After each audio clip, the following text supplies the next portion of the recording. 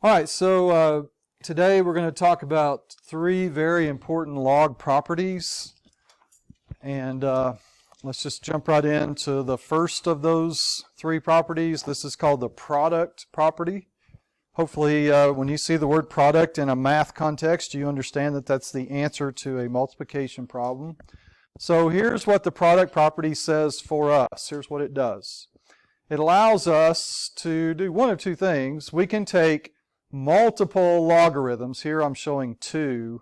See how I'm adding two separate logs? Now the key is that they have the same base. That's going to be the key for all of these properties. The bases of the multiple logs have to be the same. But I can take multiple logarithms like this that are being added, and I can join them together as a single logarithm with that base using multiplication. That's why we call this the product property. And I can also go the other way. If I want to expand one log that has the product of two different numbers, I can break that out into two or more. Ever how many numbers are being multiplied, I can split this up into separate logs and addition. So just real quickly, here's an example. Here's log base 2 of the product of 5 and 6, one log. Well, here's what this looks like in two logs. Log base 2 of 5, and where the multiplication took place, I'm going to be adding log base 2 of 6. Okay, once again, I can take single logs like this, and because these are being multiplied together, I can split them up into two. Log base 4 of 3 plus log base 4 of x. So that's taking a single log and splitting it up or breaking it out into multiple.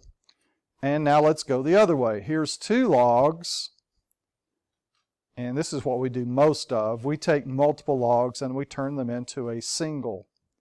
So these two separate logs that are being added can become one log of the product.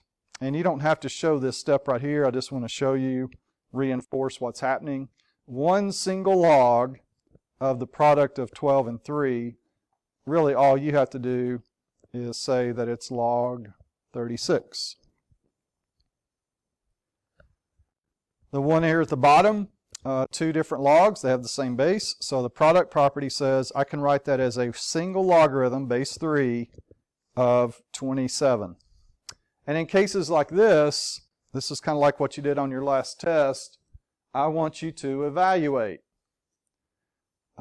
Here, it's not possible yet to evaluate because you don't know the formula to use.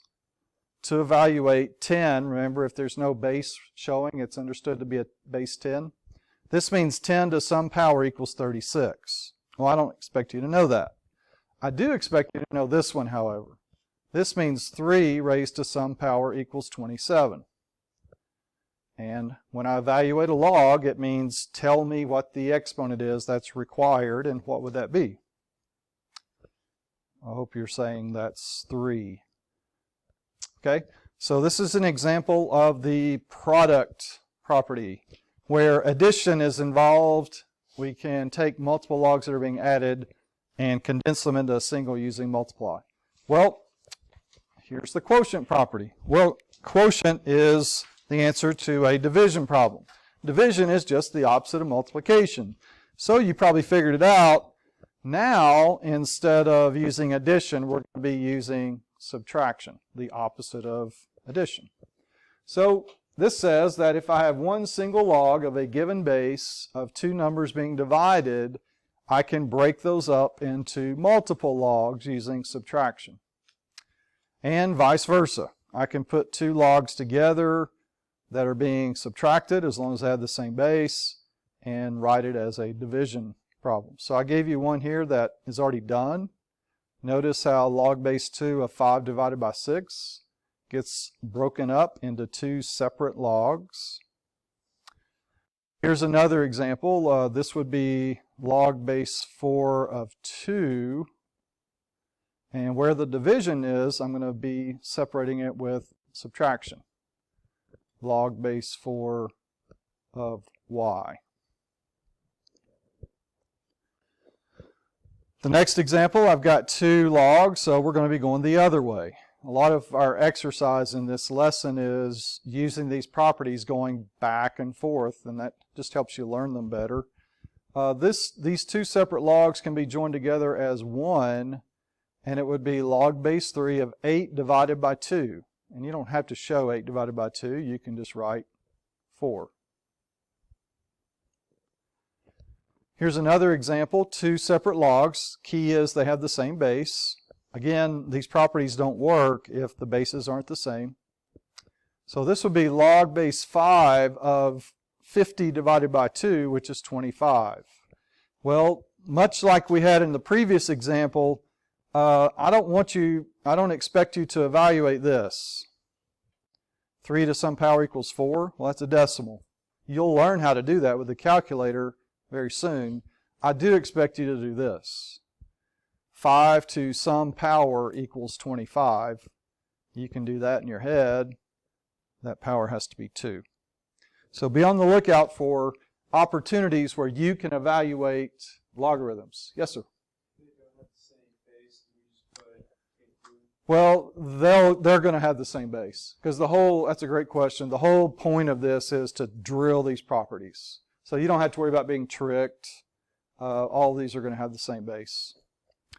All right, so we've talked about the product property, the quotient property, and then there's one more, and it's called the power property. And it basically says this, here it is in use. If you have this power, remember power is just another word for exponent. I got this power here, P. I can bring this power down and use it as a factor. I can use it to multiply. And the reverse is true. When I'm putting logs together, I need to move these numbers and make them become exponents. So it works in both ways. When I'm expanding, I bring them down and I use them to multiply. If I'm condensing, I take numbers like this and I move them up and I make them exponents. So here's an example. Here's another example.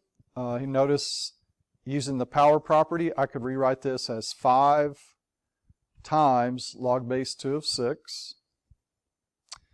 Or, in this case, I can use the power property and I can make this become log base 7 of x squared. Just take that number and make it become an exponent. Product, quotient, power. All right, so what we're going to be doing to begin with is just a little exercise to help us drill these properties. And your assignment that you're going to be working on eventually will give you a couple of logs that are already approximated. Notice they give you log base 4 of 3. It's equal to that, or it's rounded. Log base 4 of 5 is here. And they want you to come up with, using these, come up with the answer to this. So the way to think about this is, let's rewrite the number 18 using prime factors, prime numbers. So I'm going to do this. What are the prime factors of 18? Well, 2 times 3 times 3. Would you all agree that if I multiplied those together, I would get 18? And all of those are prime numbers. So I want you to show this, another way of representing 18 using prime numbers. I didn't change the problem at all. I just rewrote it. Still the same. And the purpose of that is now I want you to show the property that would be involved to take this and expand it. So Ellie, which property would be involved in this case? Which of those 3 properties that we just talked about? It would be product, quotient, or power. Product, okay. And the product property says that one log of the product of these can be broken up into, in this case, 3 logs using addition.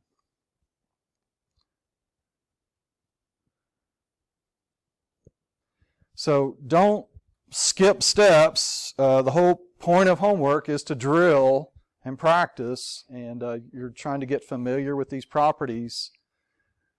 So the great thing about this is they told me the decimal form of log base 4/3. I already know that. So I can just type that into my calculator.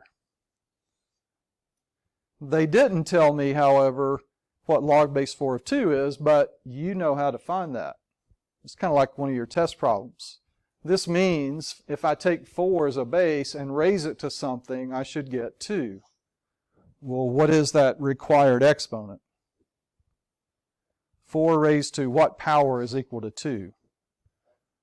Yeah, isn't this the square root of 4? And if I want to do a square root, I raise it to the 1/2 power. So now you can turn it over to your calculator, and you're just going to add those 3 decimals up, and that will lead you to your final answer. So I'll give you a minute to do that.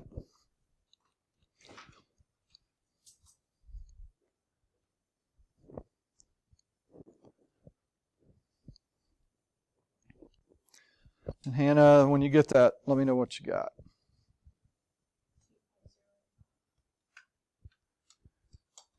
And these will all be, I think it probably didn't have the 0, but these will all be 4 decimal places. Since they gave you logs that were approximated to 4, we'll just leave our answers in 4. Everybody get that? Any questions? Yeah, we'll just do 4 decimal places for all. Okay. She is. Sure. Okay, let's try letter B. Once again, I want to find, if I can find a way to write this using prime factors. Easy enough. That would be 3 times 5. And it just so happens that they gave me log base 4/3, and they gave me log base 4/5. Show me the property involved. So, John, which property is involved and how is it applied? All right, that's the product property. How would you apply it?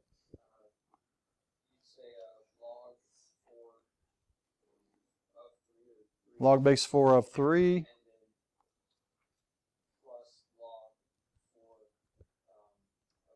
Okay. Now we know what those decimals are, so go to your calculator. This is 0.7925. And once again, this is 1.1610. And Garrett, when you get those added together, tell us what you got.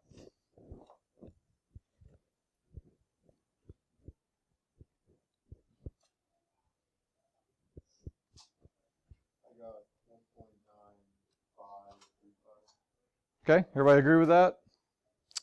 Okay, let's go down here to letter C. This is division, so which property is going to be involved here?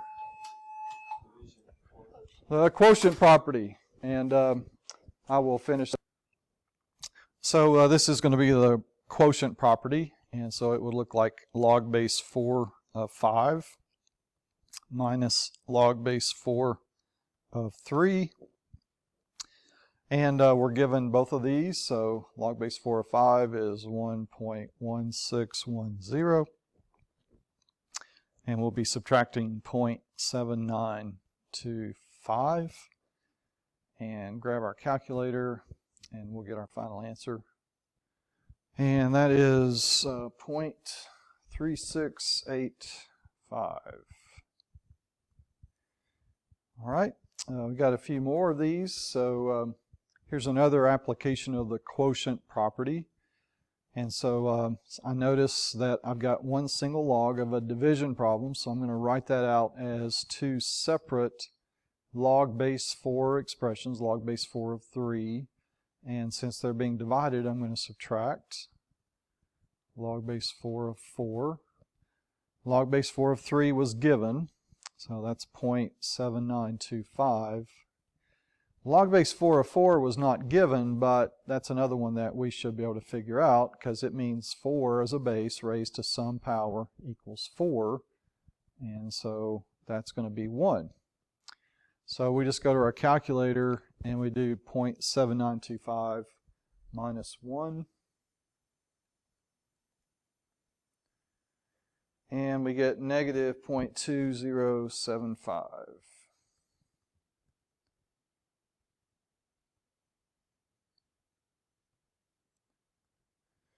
All right, and then we've got more of the same here, same type of problem. Just more practice with the properties.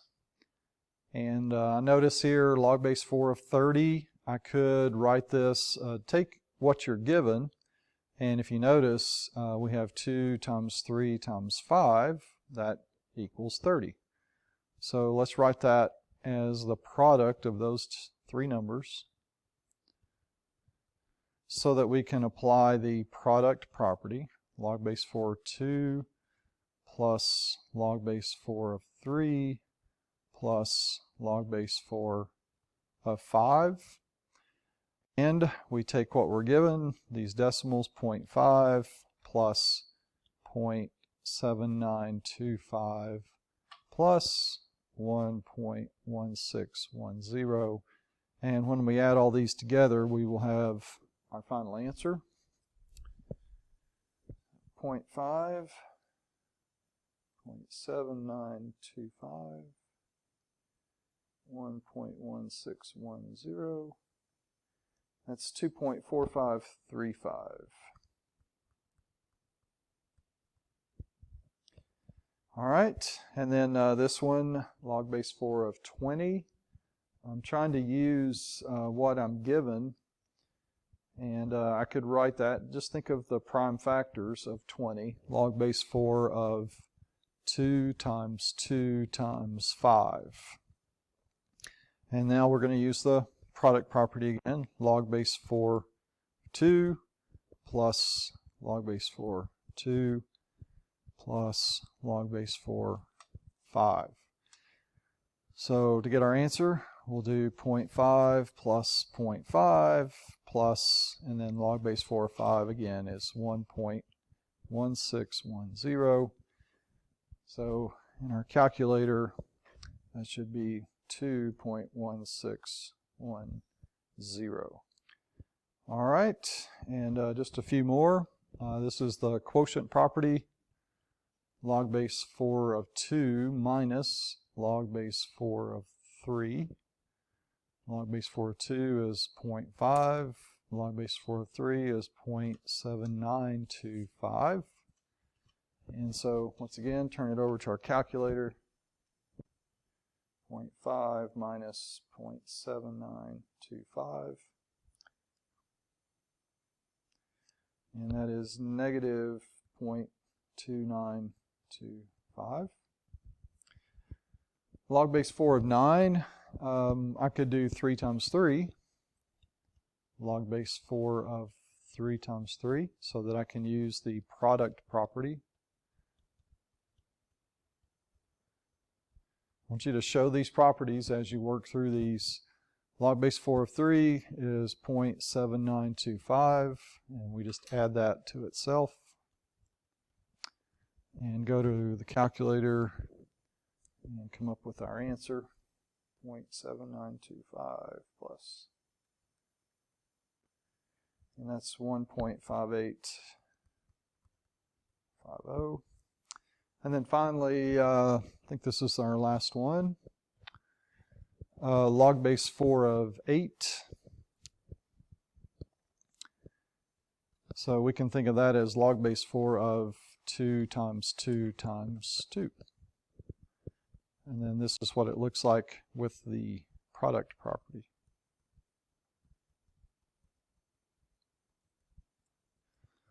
So log base 4 of 2, and then you add all those together and you get 1.5.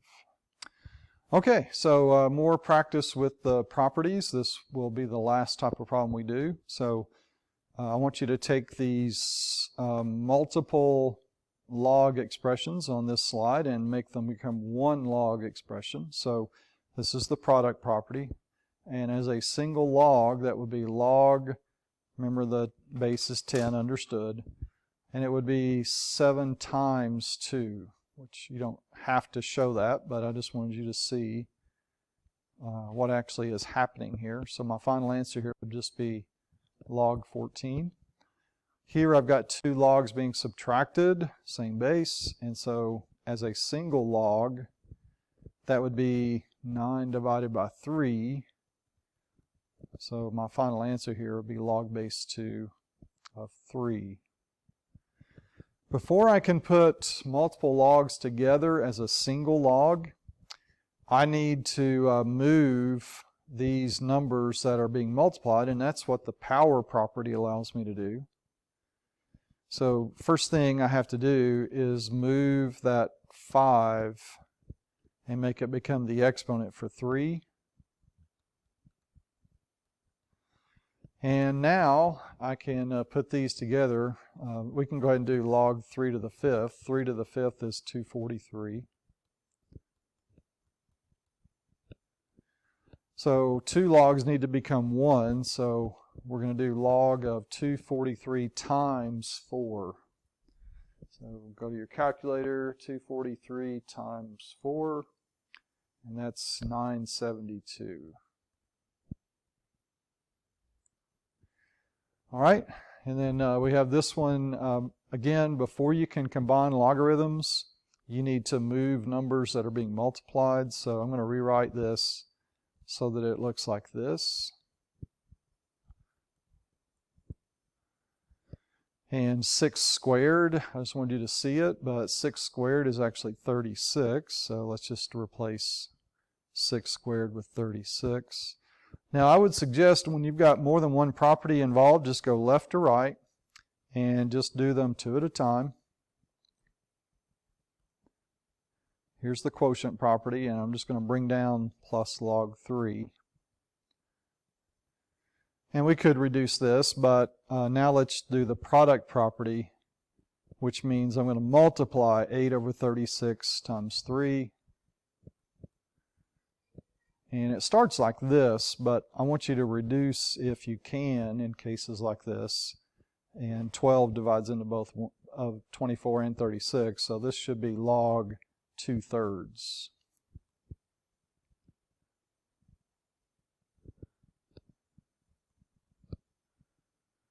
All right, that's taking multiple logs and putting them into a single. And so let's keep going here. Once again, I notice I'm multiplying by 4, so I'm going to move that, make it become the exponent for m. And now I'm going to apply the quotient property, one single log, m4 over n. All right, as one single log, base 7, I multiply these two together, x, y, and this means subtract or divide when I combine. So log base 7, x, y divided by z. And that's it. All right, once again, I've got the power property that I need to do. So log 2x to the 1/3 plus log 2x to the 2/3. Notice how I put parentheses around 2x, because when I raise this to the power, I need to raise both numbers to the power.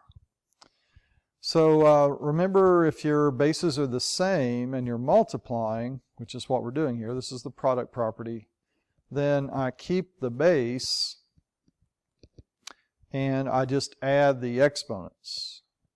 So I multiply these together, the base is still 2x, and 1/3 plus 2/3 is 3/3, which is exponent 1.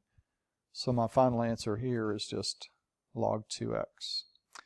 Okay, so those are all the examples that I have for you in this lesson, and we'll pick this up tomorrow.